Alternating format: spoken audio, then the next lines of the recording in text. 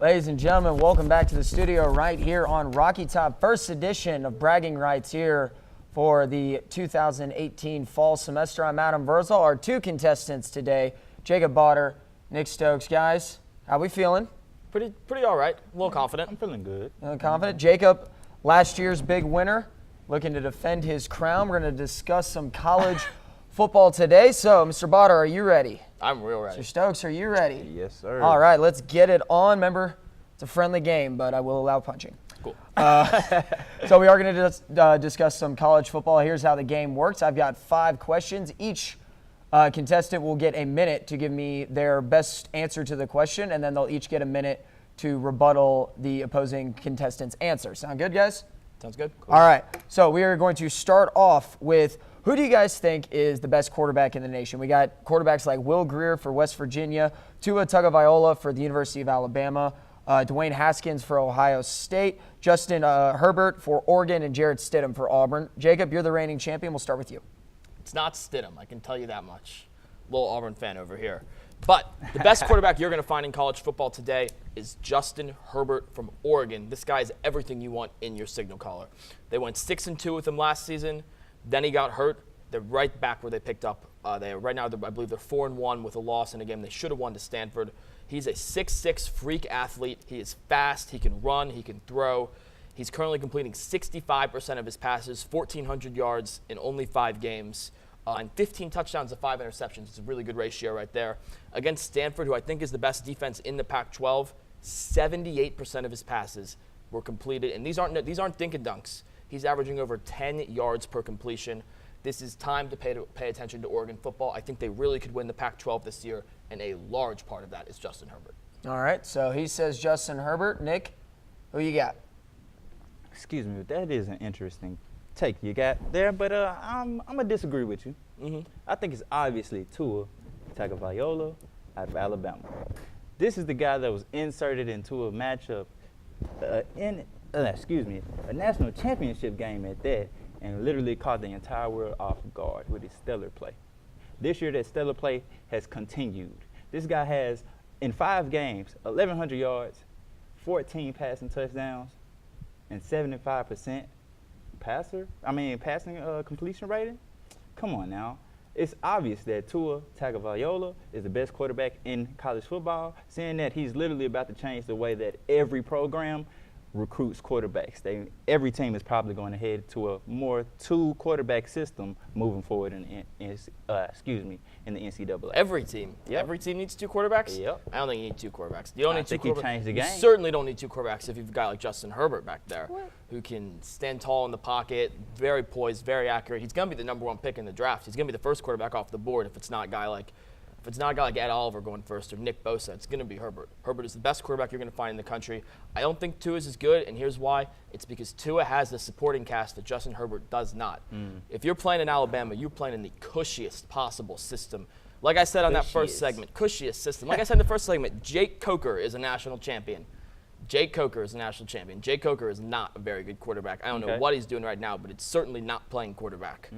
Tua Tagovailoa has as many weapons as anyone could hope to have. He's got the best running game you could hope to have. He's got the best offensive line you could hope to have. He's got star receivers everywhere. You see Alabama receivers across the whole NFL. There's the bell. I don't really care. Justin Herbert is the best quarterback. I just want to let you know that Justin Herbert is not the best quarterback, and ain't nothing cushy about the Alabama football program, bro. Nothing cushy. If anything, it's very rigid over there.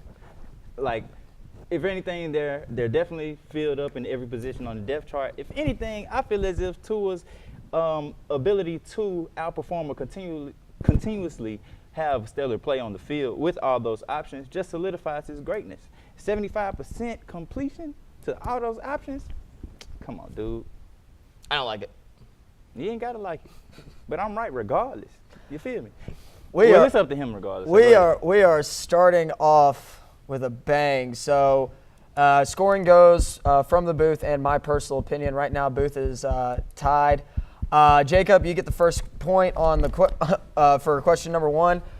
Really liked your argument on there, especially with the completion passing rating and your thoughts on His how cushy background. Right, how Oregon doesn't have enough weapons, as many weapons as Tua does with Alabama. So right. Jacob's up on the board first. Still a long ball game to go. Question number 2. Jacob, would you like to go first or second on this one? You want to go first again? All right, so question number 2, we're going to head to the Southeastern Conference. The University of Kentucky. Are they legitimate contenders in the SEC East right now? Jacob, start us off. I think Kentucky's pretty good. I said in the first segment they're going to beat the Vols. I guess you don't have to be pretty good to beat the Vols. But this is a Kentucky team that could finish with 8 or 9 wins for sure.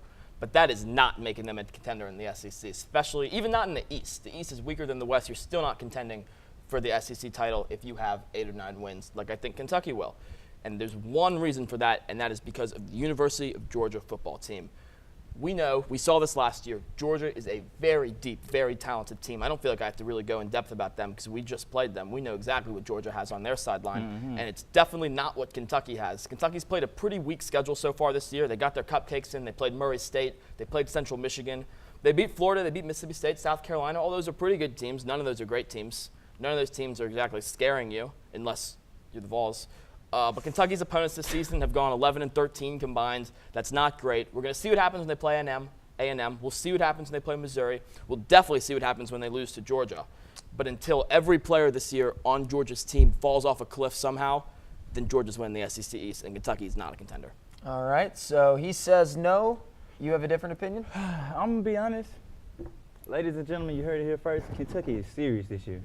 Serious this year. I'm talking about 11-1 or even 12-0. I believe that they have the opportunity to beat Georgia. I believe that Wayne Snell Jr., a Heisman hopeful, can run all over their defense. Maybe one of the top defenses in the nation. However, Wayne Snell is definitely proved to be a top running back in the nation and is definitely a force to be reckoned with any opposing defense that the Kentucky Wildcats face this year. Now, before I'm reeling a little bit. But- I heard 12-0 in Kentucky in the same sentence. before you give your rebuttal, just real quick question: is Kentucky not a contender if they finish second in the SEC East? If they may finish, a game or two behind Georgia in the standings, does that not make them a contender? They can still make the I think playoff. 12-2 and 9-3 are very 12-0 and 9-3 are very different things. 8-4 very different things than 12-0. No, Okay. Well, I believe 12-0 is the number. Well, 11-1 is the number I'm going with, but I believe that 12-0 is a possibility for this team. Who's Yeah, the I think team that's they a- lose to? If anything, maybe Georgia, but I think they can beat them. All right. Yeah, get that little 12-0. They beat Alabama in the conference final. Nah, come on, it's Kentucky. Did we forget who it was? It's Kentucky. This isn't no basketball. This is Kentucky football, who's having a great year. Snell is an excellent running back, but they really just haven't played anyone great. I'm not sold on their defense. I'm really not sold anywhere. I think this is a solid team. I think they'll do great things in the Alamo Bowl, but they're not going in the Alamo All right. Bowl. Time's up for. All right, Nick, real quick. Why are they contenders? You got it. You said time up. No, for him, not for you. Oh, why are they contenders? Okay. Oh, excuse me, ladies and gentlemen. Why are they contenders? Why are they contenders? They haven't lost yet this season in SEC, and their schedule isn't that hard. I feel like the only team, like you said, is Georgia. Texas A&M, they're gonna get them out the water. It's gonna be easy. Let's be realistic. Kentucky is going to win most of their games moving forward. If anything, if they would have lost that Florida game, that would have been the game that decided that, Kentucky is not serious. But they beat Florida with flying colors. I forgot that Florida was the best team in the SEC. Who knows? I mean, who said that? I didn't say that. All right. So, as you guys said, Kentucky, trying to climb out of the cellar into the SEC East. One thing I like in this world is confidence, and Nick has the confidence for it. Nick gets the point for this one. I'm telling you. Tied up 1-1. I like it. 12-0. I like it. And at the end of the season, y'all gonna be looking at me with a sad face when Kentucky is 12-0 or 11-1. We'll see. We have to move on though. So Belk ball, here we come. We have two teams that are kind of just treading lightly in the water, and that's Notre Dame and Oklahoma. Who do you think has the best chance of making the college football playoff? The Irish or the Sooners? Nick, we'll start with you. All right. I'm going to go to Sooners, man. The Sooners have just been the more consistent team in the past couple of years. And I also got one name I'm going to just drop out there, Kyler Murray. With the SEC experience that man has, he is poised to take Oklahoma far. Man, this past week, Kyler Murray just had an outstanding performance. I'm talking about look like a professional out there with them amateurs.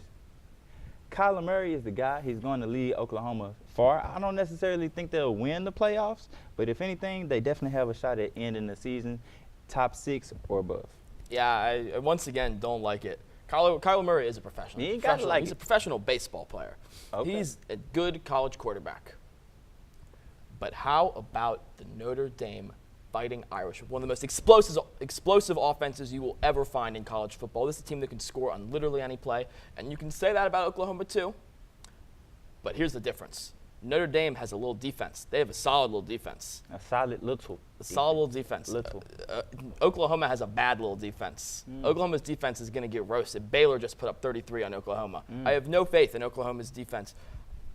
Notre Dame has a very explosive offense. They have a new quarterback, Ian Book, who just had a fantastic game versus Stanford.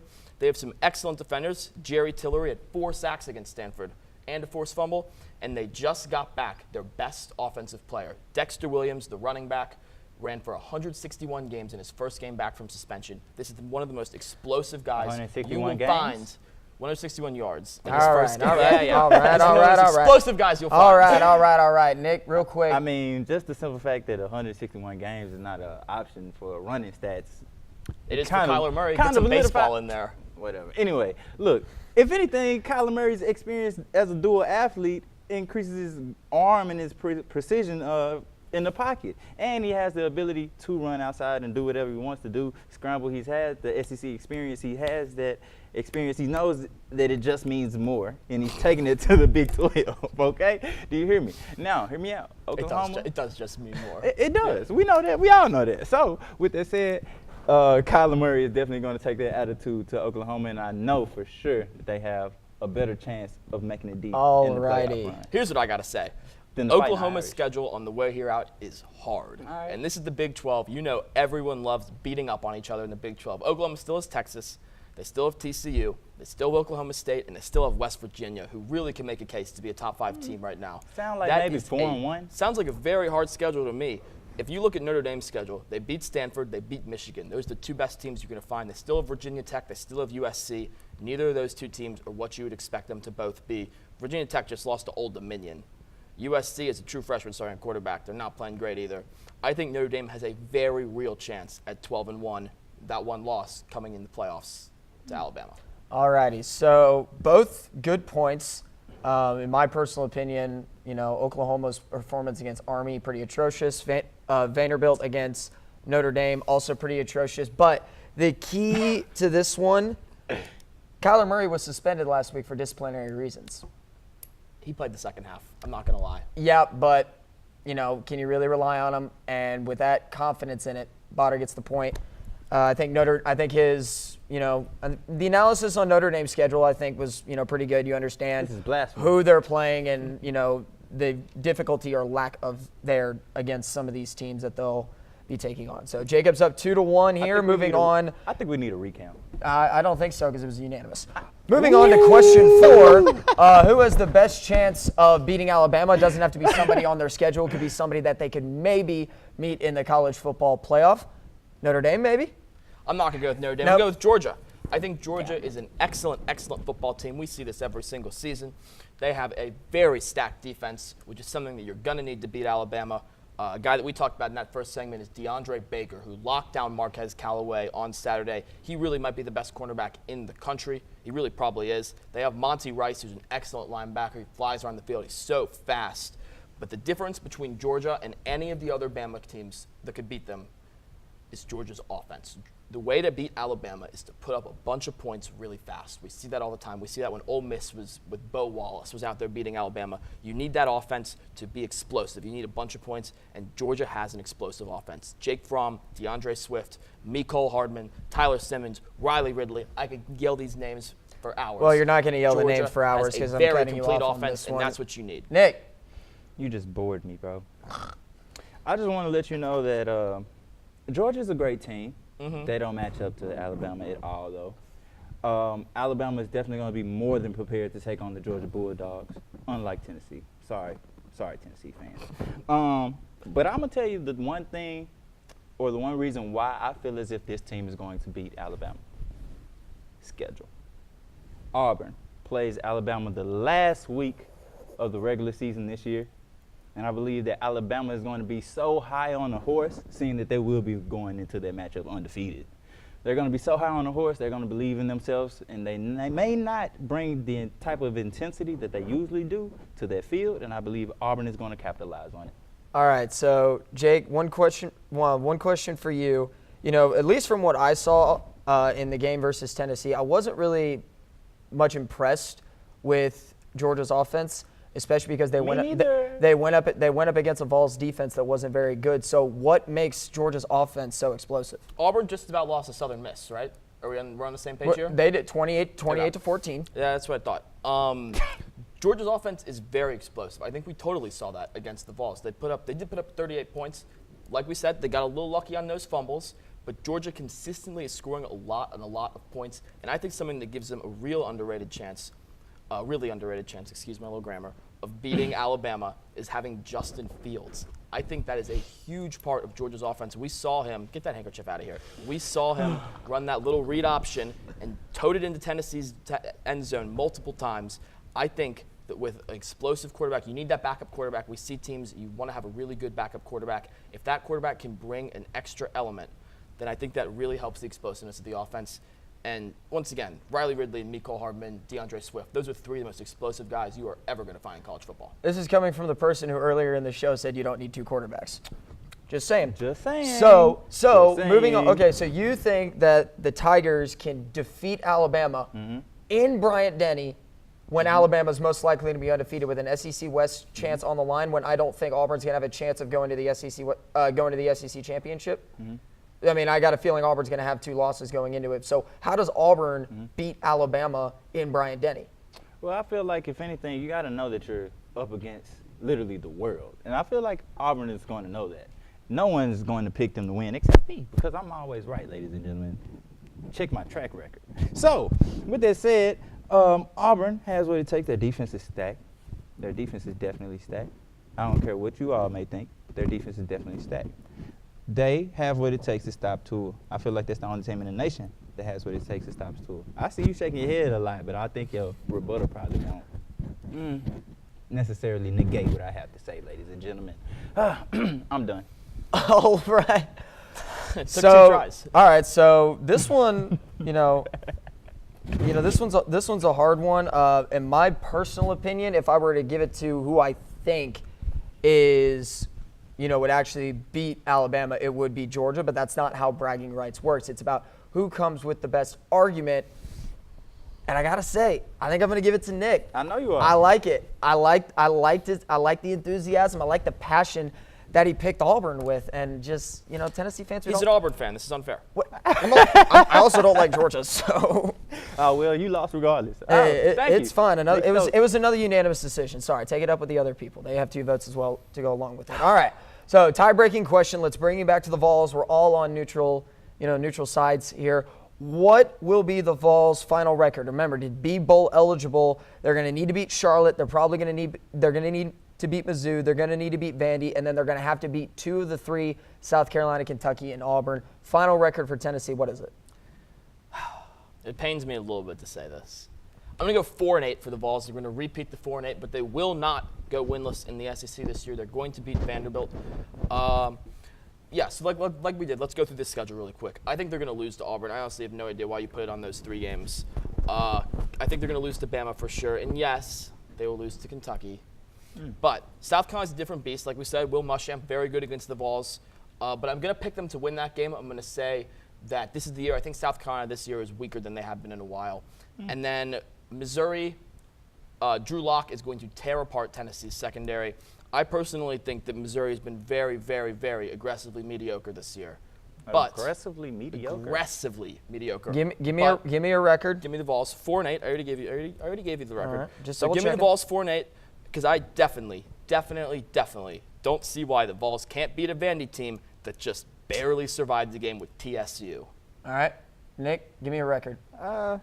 3-9. Oh. It's close to yours, but I'm gonna go with 3-9. And I say this very optimistically. Like, I have faith in this Tennessee program, ladies and gentlemen, but I know this one win is going to come against Charlotte. However, I know for a fact we're going to be winless in SEC play this year again. But that's not a bad thing, ladies and gentlemen. We're rebuilding. It's going to take some time. Moving forward, though, Pruitt is going to do it. Like I said earlier, life champs coming soon. 3-9. So all right. So we obviously are both we both understand that we'll beat Charlotte. We got that part. Why does Seems like they're barely going to beat. Why Charlotte. does Tennessee beat Vandy?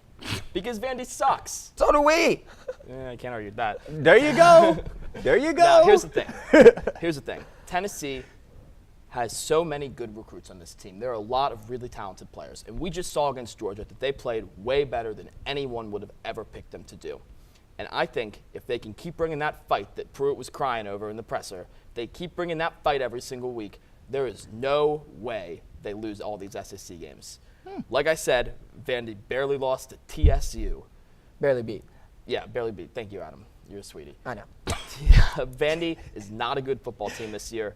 If you just tell me they're not going to beat one of South Carolina, Missouri, or Vandy. They're going to win none of them, is what I'm hearing. None, bro. So just because Vandy is not a good team this year doesn't mean that we have not lost to Vandy in the past. Well, I know that we didn't beat them last season. 2 years in a row we've lost to Vanderbilt. We didn't beat them the year before that either. And I don't see a turnaround this year. Not with this being the first year that Pruitt is leading Butch's roster into Vanderbilt. I don't see it happening. All righty. So It's kind of sad, though. It is kinda sad, it right? is. The fact that we're still picking 3-9 and 4-8. You know. Dang. I've Better look next year. So both make really good points. Both kind of seem to be on the same page of who we will beat or who we will lose to at the end of the season. But the point is going to go to the person who gave me the best reasoning on why either Tennessee will win or lose that first game. So your winner of Bragging Rights Episode 1 is Jacob Otter.